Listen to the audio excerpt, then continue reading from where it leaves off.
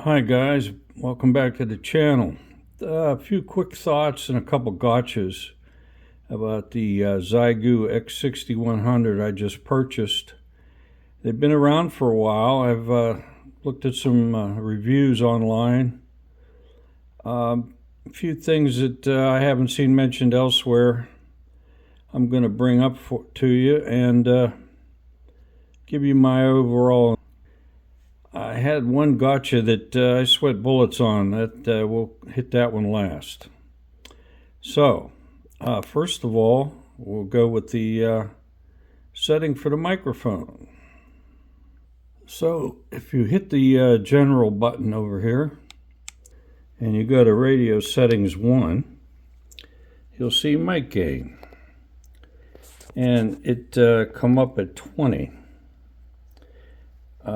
Thanks to a local ham buddy of mine, we did some experimenting last evening, and he's relatively close, and he indicated that with the mic gain turned all the way up to the max of 50, it wasn't overdriving or distorting or whatever. Believe it or not, I actually worked a DX station with the built-in microphone, which you can just barely see, probably this little hole right here. And you can actually use that with the push-to-talk button that's up on top. And I worked a fellow on sideband on one of the little islands down in the Caribbean for my 100th country. And I was really amazed that I did work them with 10 watts and that the built-in microphone. So that's number one. If you plan on using a rig on sideband, you might want to kick up the mic gain. If you're using the, especially if you're using the mic that comes with the radio, which looks pretty much the same as a ICOM or whatever. It's just your usual hand mic with various control buttons on it. One nice thing, you can change bands with the mic. So that's the first thing I would recommend looking into. The second is I purchased this jumper wire. Got two of them for $8 off of Amazon.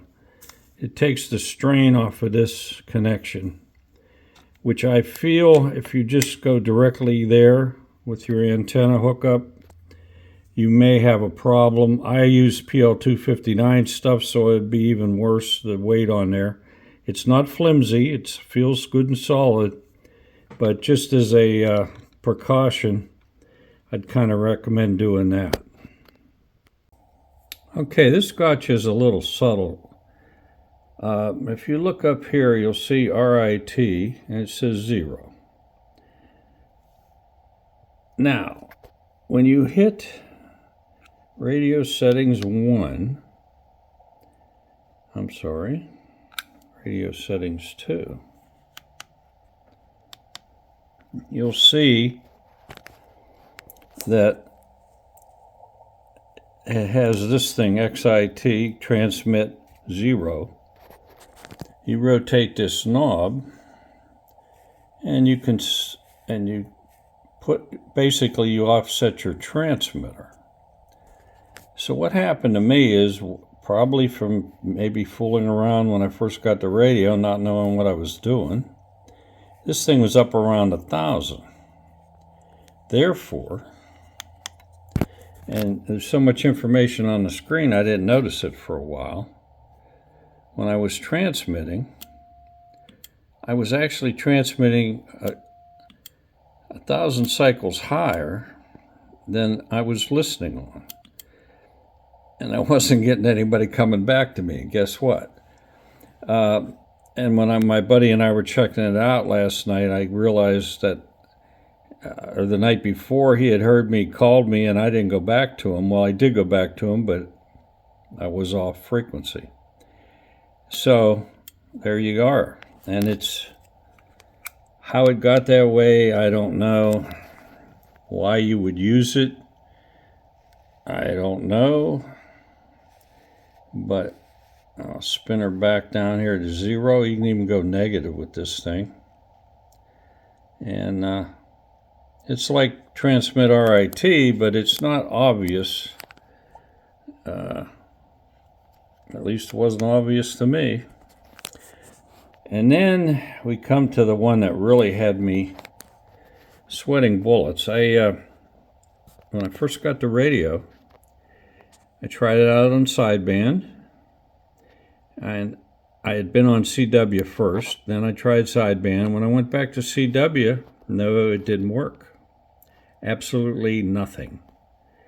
And I played around, thought perhaps it was a broken connection for the key. Went through the settings numerous times. It turns out what I was doing wrong was I had it set for split without realizing it. So the split frequency was an entirely different band, and it was set for sideband. Therefore, there was no CW produced, and I thought the radio was broken. Probably once you get used to the screen, you'd catch that in a minute, but it didn't register. So that's something else to keep in mind if you start out with one of these. The pretty easy thing to screw up. One final gotcha. If you look up here, it gives you a real nice indication of the charge left in the battery, the internal battery, or if you have it plugged into an external battery, that'll show over 8 volts. But anyway, when you get real low on battery, this turns red, and like many other devices, you'll see the little red bar at the bottom of the battery to tell you that it's time to recharge. Well, fine. I plugged it in and waited 3 or 4 hours, turned the radio back on, immediately shut off because it had a low battery. So I actually thought I had a bum battery in the unit, and then I discovered this. If you go to radio settings 1, you see this thing called charger on.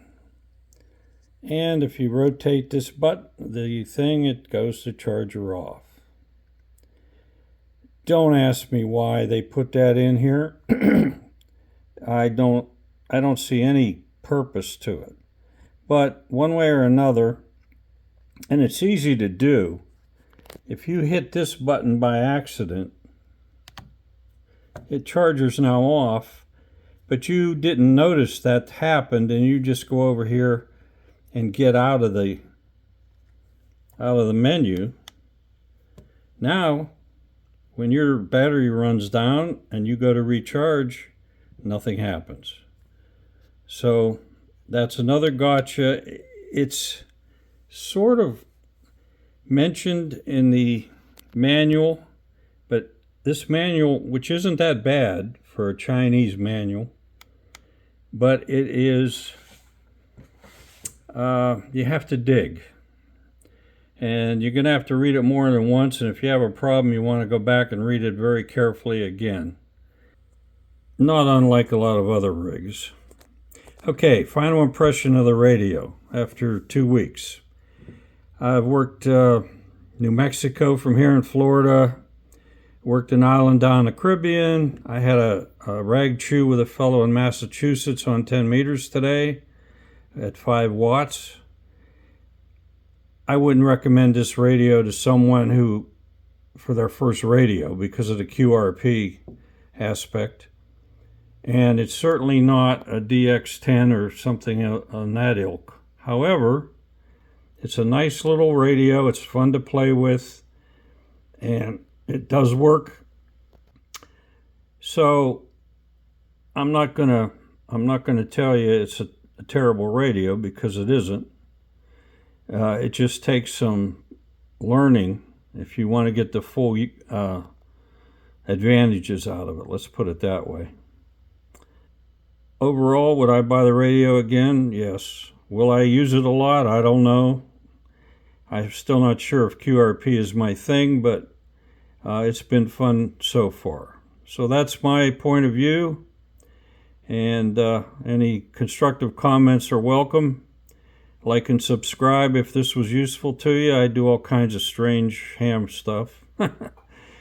I don't try to go down the beaten path any more than I can help.